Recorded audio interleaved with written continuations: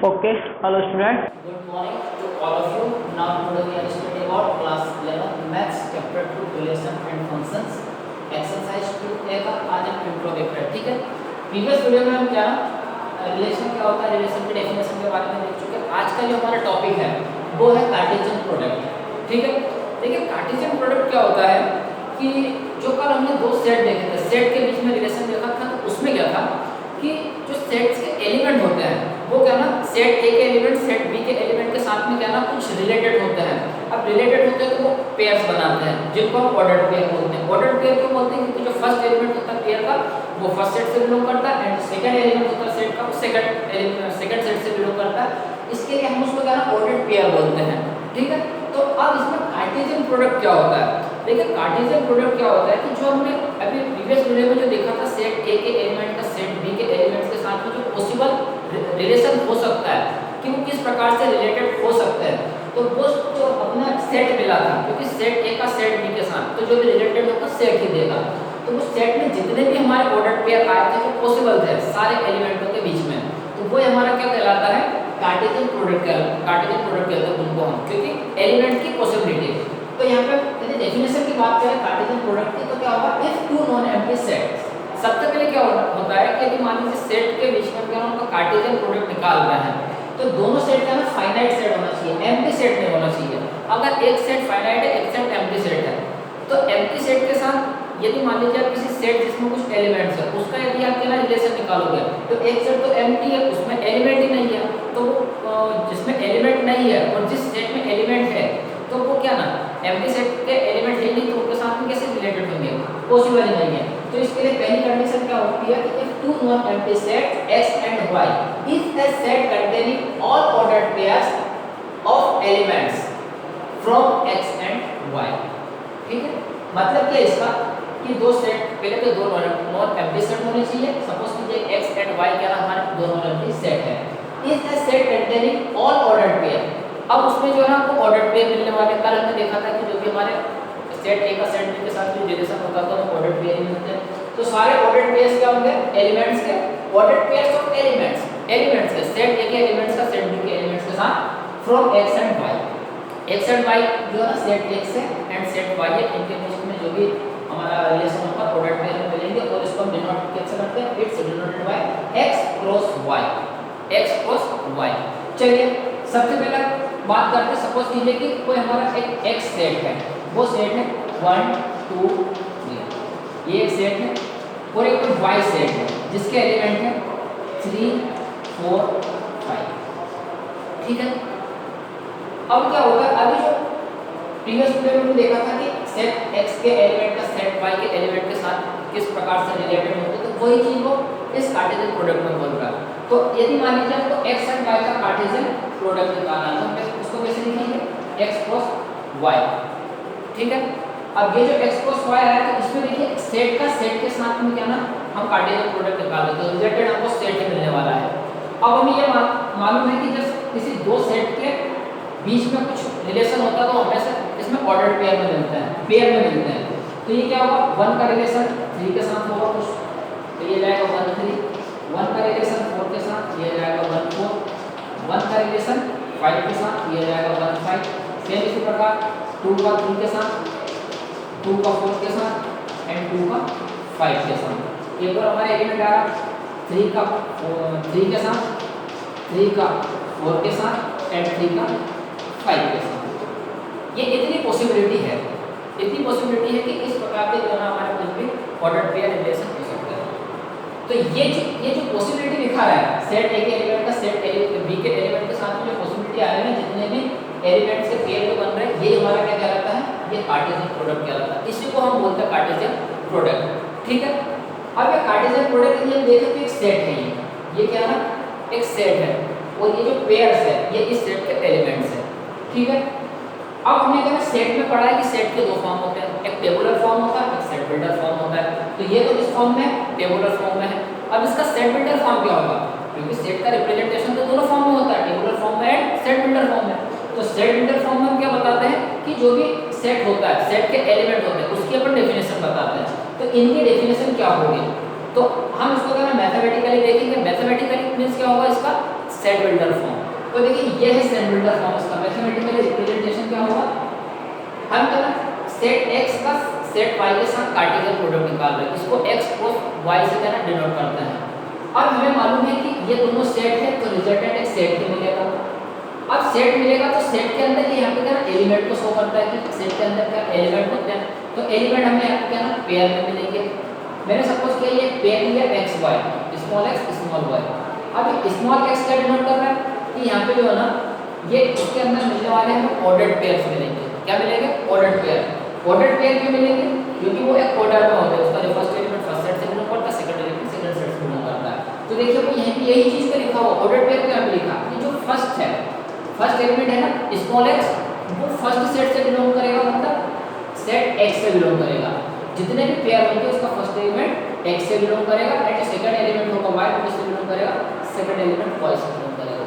ठीक है, तो ये इसका क्या ना मैथमेटिकली रिप्रेजेंटेशन है। ये आपको समझ में आना चाहिए कि जो फर्स्ट एलिमेंट है पेयर का वो फर्स्ट सेट से बिलोंग करेगा, एंड जो सेकंड एलिमेंट है सेट का वो सेकंड एलिमेंट सेकंड सेट से बिलोंग करेगा। ये होता है कार्टेशियन प्रोडक्ट। ठीक है, चलिए देखते हैं, हम बात करें लेट्स हमारा कोई सेट x है जिसके एलिमेंट 1 2 3 है, एंड कोई सेट y है जिसके एलिमेंट 4 5 6 है। अब मैं इसको देख लिया था कि x एंड y के एलिमेंट किससे रिलेटेड होते हैं, जितनी भी पॉसिबिलिटी होती है इसके क्या प्रोडक्ट होते हैं, और ये इसका क्या कार्टेशियन प्रोडक्ट है। बट ये अभी हमने देख लिया, बाकी अपन इसको क्या है कार्टेशियन प्रोडक्ट को बनाएंगे कैसे, कैसे लिख सकते हैं। तो देखिए ये क्या है सेट है, तो आप इसको क्या लिख लोगे, ये सेट x है, वो सेट x के एलिमेंट क्या ना 1 है 2 है एंड 3 है, ये सेट x के एलिमेंट होगा ना। अब set x set y, set y के एलिमेंट क्या है 4 है 5 है 6 है, 4 है 5 एंड 6 है। तो देखिए इसका कार्टेशियन प्रोडक्ट कैसे होंगे। कार्टेशियन प्रोडक्ट क्या होता है, every element of set x, every element of set x are related to every element of set b in some order या some manner। क्या होता है कि जो सेट x के जितने भी एलिमेंट है ना वो सेट y के जितने भी एलिमेंट है उससे क्या ना रिलेटेड होते हैं एक मैनर में। वो मैनर क्या ऑर्डर्ड पेयर की बात कर रहा है कि एक मैनर में क्या होता है रिलेटेड होते हैं। जैसे देखिए 1 की पॉसिबिलिटी क्या है y के साथ रिलेटेड होने की, क्या ना 1 4 के साथ रिलेटेड हो सकता है, तो हम इसको क्या लिखेंगे 1 4। 1 5 के साथ रिलेटेड हो सकता है, तो इसको हम क्या लिखेंगे 1 5। 1 6 के साथ रिलेटेड हो सकता है, तो हम इसको क्या लिखेंगे 1 6। 1 की पॉसिबिलिटी जो y का y जो सेट है उसके एलिमेंट है ना, इतनी पॉसिबिलिटी है 1 क्या ना y के साथ ऐसे रिलेटेड हो सकता है। उसी प्रकार 2 की बात करें तो 2 रिलेटेड होगा, 4 से 2 रिलेटेड होगा, 5 से 2 रिलेटेड होगा, 6 से। तो मैं यहाँ पे क्या ना इसको और एक बार लिख ले रहा हूँ 4 5 6। 2 रिलेटेड होगा 4 से, तो इसको लिखेंगे 2 4। 2 रिलेटेड होगा 5 से, तो इसको लिखेंगे 2 5। इसी प्रकार 2 रिलेटेड हो सकता है 6 से, तो इसको लिखेंगे 2 6। ठीक है, इसी प्रकार यदि 3 की बात करूँ तो 3 भी क्या है 4 से रिलेटेड हो सकता है, दिया जाएगा 3 4। 3 क्या ना 5 से रिलेटेड हो सकता है, तो दिया जाएगा 3 5। एंड 3 इससे रिलेटेड हो सकता है, 3 रिलेटेड हो सकता है 6 से, दिया जाएगा 3 6। अब देखिए ये सारे जो ऑर्डर पेयर मिल रहे हैं, ये सारे जो पेयर्स मिल रहे हैं ये ऑर्डर में है, एक मैनर में है। क्या है कि जो फर्स्ट एलिमेंट है सारों का वो फर्स्ट सेट से बिलोंग कर रहा है, सेकंड एलिमेंट है सारों का सेकंड सेट से बिलोंग कर रहा है। तो ये collection of all ordered pair, the set of collection of all ordered pair for set x and y are called ordered pair, वो कार्टेशियन प्रोडक्ट। ठीक है, तो set x and set y के जितने भी ऑर्डर्ड पेयर का collection है उनका जो सेट बनता है वो क्या कहलाता है, हमारा कार्टेशियन प्रोडक्ट कहलाता है। ठीक है, तो हम क्या लिखेंगे, क्या लिखेंगे इसको x into y equal to क्या जाएगा set of all ordered pair. तो set of all ordered pair क्या ना 1 4 है। चलिए यहाँ पे लिखा हुआ है, डबल से लिखने की आवश्यकता नहीं है। देखिए जो अभी हमने यहाँ से लिखा था ना कि 1 का रिलेटेड हो सकता है, 4 से 1 रिलेटेड हो सकता है, 5 से 1 रिलेटेड हो सकता है, 6 से। तो देखिए ये सारे ऑर्डर पेयर यहाँ पे लिख रखे हैं। ठीक है, तो आपके जो ऑर्डर पेयर यहाँ से आया था वो ऑर्डर पेयर आपके यहाँ पे पूरे के पूरे लिखे हुए देखिए। ठीक है, तो हम कार्टेशियन प्रोडक्ट को सेट के जो ना इस प्रकार से इसका कार्टेशियन प्रोडक्ट निकाल सकते हैं। ठीक है, अब हम इसकी बात करते हैं कि इसका क्या ना ग्राफिकली रिप्रेजेंटेशन भी होता है कि हम ग्राफ के थ्रू कैसे निकाल सकते हैं। ठीक है, तो ग्राफिकली यदि मैं देखूं तो मैं आपको बताता हूँ, ये ध्यान रखिएगा ये फर्स्ट एलिमेंट होता है, सेकंड सेकंड एलिमेंट होता है। ठीक, अब इसका क्या है ग्राफिकली रिप्रेजेंटेशन देखेंगे अपना कार्टेशियन प्रोडक्ट का।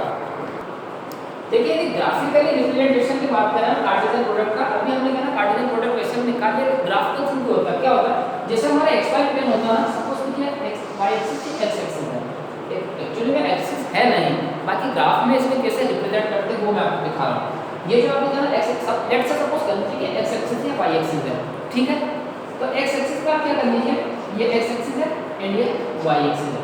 इस x एक्सिस के ऊपर आप क्या रख लीजिए, इन सेट जो सेट x है उसके एलिमेंट को डिनोट कर दीजिए।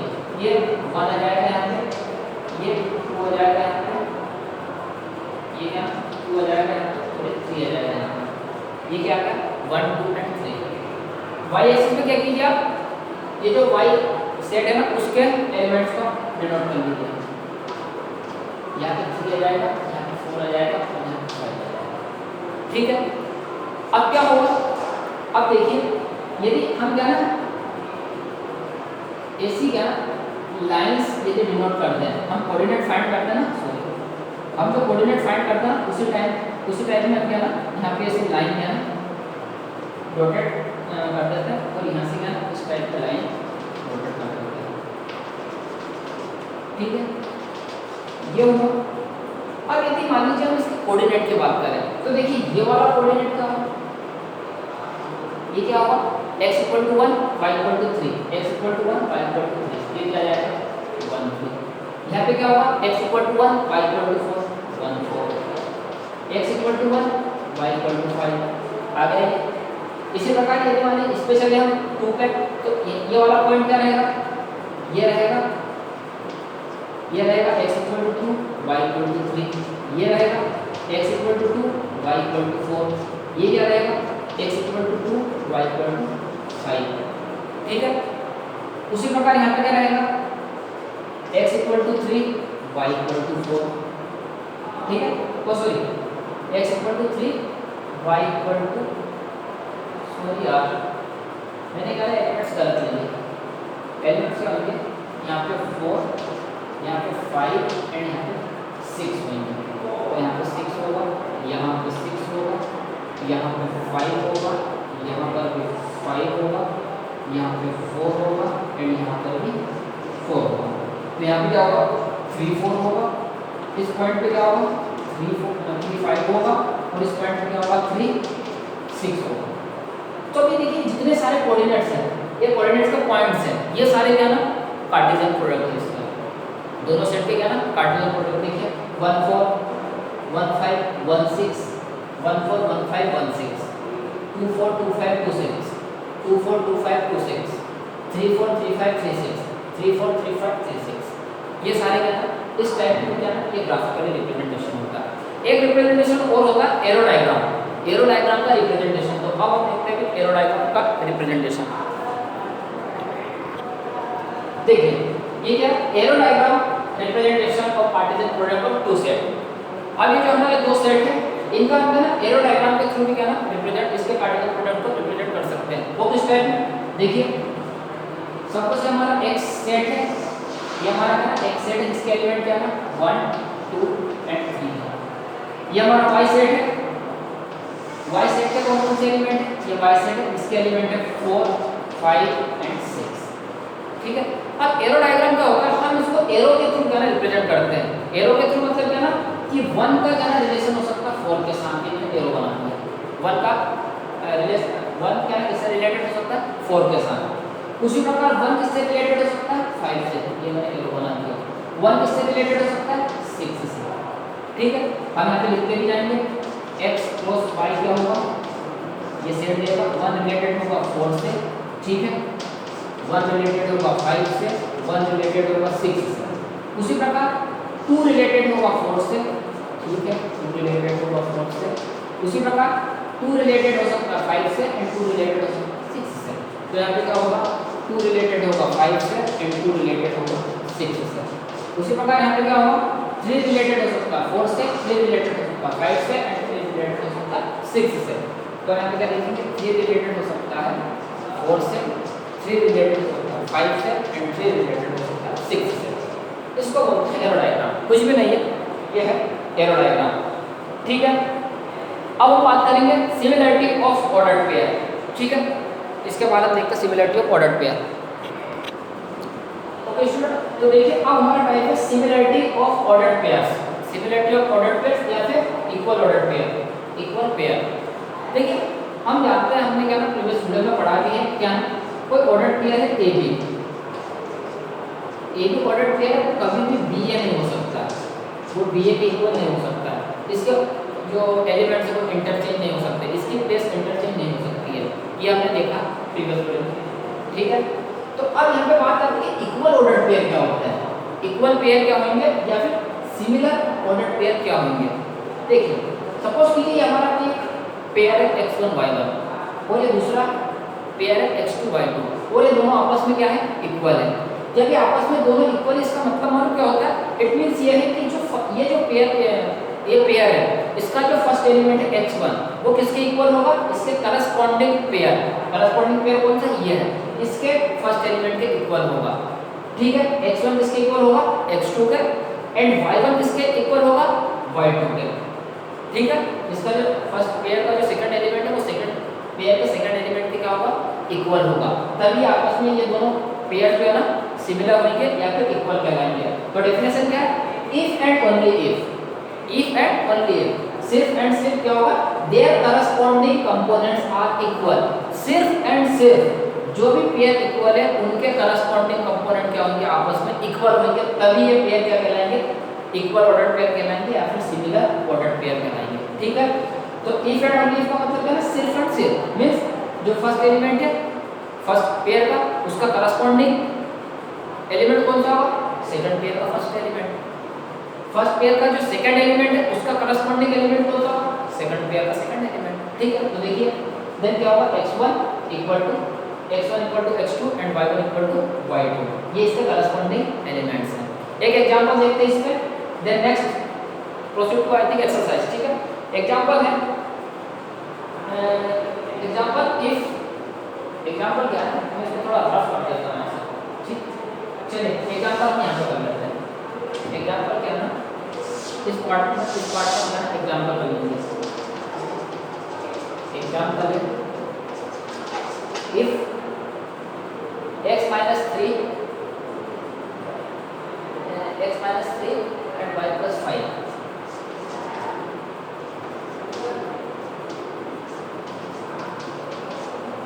y minus 5 sorry पेयर ये क्या है इसका,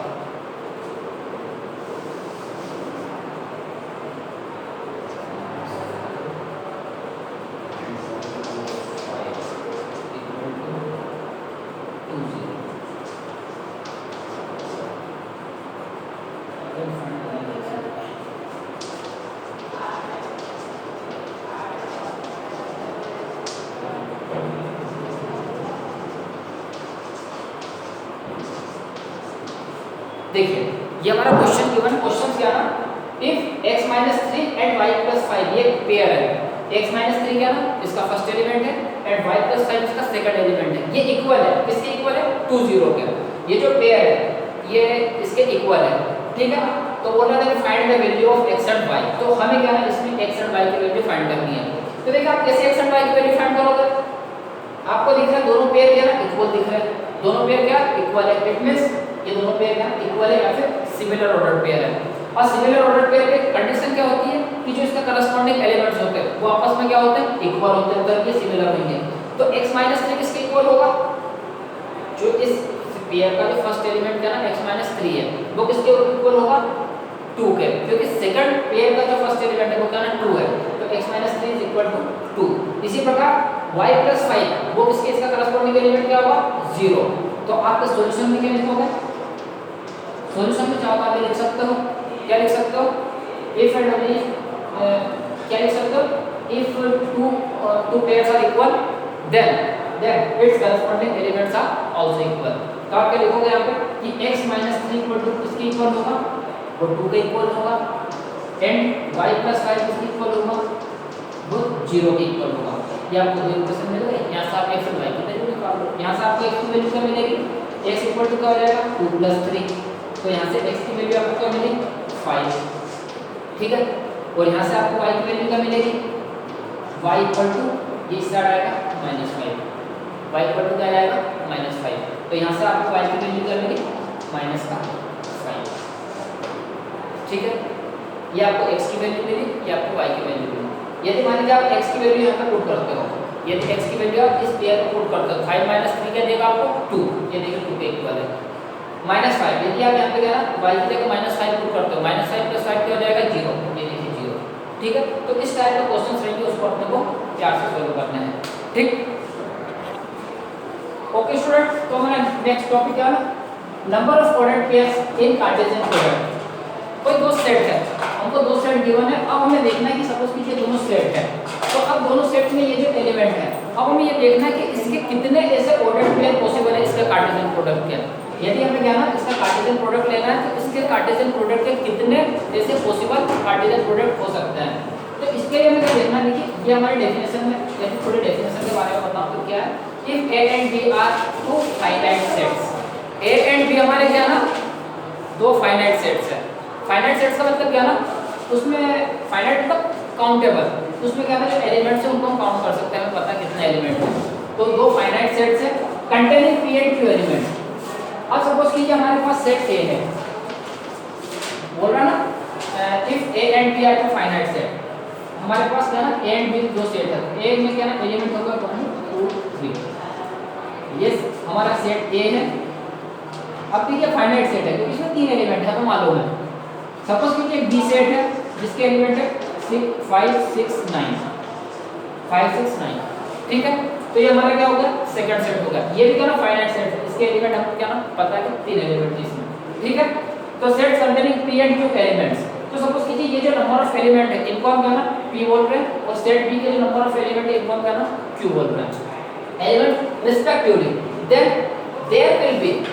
देयर विल बी इसके जो कार्टेशियन प्रोडक्ट होंगे वो कितने होंगे, वो होंगे P into Q number of element in set A into number of elements in set B। ये क्या होगा, इतने एलिमेंट्स क्या होंगे उसका कार्टेशियन प्रोडक्ट होंगे। एलिमेंट्स क्या होंगे, पेयर होंगे, वो तो पेयर का सेट्स होगा, तो उतने क्या पेयर क्या होंगे पॉसिबल होंगे। तो हम क्या लिखेंगे, सपोज कीजिए देखिए NP क्या होगा, यदि हम P की बात करें, P क्या है number of element in set A, तो हम इसको क्या लिख देंगे NP equal to number of element of set A, ठीक है। Number of element in set A कितने हैं 1 2 3 एलिमेंट है, आप लिख दो 3। अब इसमें क्या होगा NQ क्या होगा number of element in set B। अब देखिए number of element in set B में कितने 3 एलिमेंट है 1 2 3, तो आपने लिखा उसको 3। तो अब क्या होगा इसके number of ordered pair in Cartesian product, total Cartesian product में इसके नंबर क्या होंगे, तो मैं लिखूं number of ordered pair in Cartesian product A cross B। यदि दोनों का हम कार्टेशियन प्रोडक्ट ले तो इसमें कितने number of ordered pair possible होंगे, तो वो क्या होगा, वो होगा number of element in P into number of element in Q। तो देखिए यदि मैं निकाले तो नंबर ऑफ एलिमेंट P में कितने 3 है and number of element in Q में कितने 3 है, तो टोटल कितने 9। टोटल कितने ऑर्डर्ड पेयर आएंगे 9 ऑर्डर्ड पेयर आएंगे, ठीक है। तो A क्रॉस B इन दोनों सेट का यदि कार्टेशियन प्रोडक्ट लेते तो इसमें total number of ordered pair कितने पॉसिबल है 9। काउंट करके देख लेते हैं, देखिए इसमें भी 3 एलिमेंट, इसमें भी 3 एलिमेंट, ठीक है। तो अब हम क्या ना इनके पेयर्स काउंट करते हैं 1 2 3 4 5 6 7 8 9, 3 into 3 9। तो ये होता है अपने number of ordered pair possible Cartesian product, ठीक है। अब हम कल के वीडियो में देखते हैं इसके आगे, then proceed to exercise. Thank you.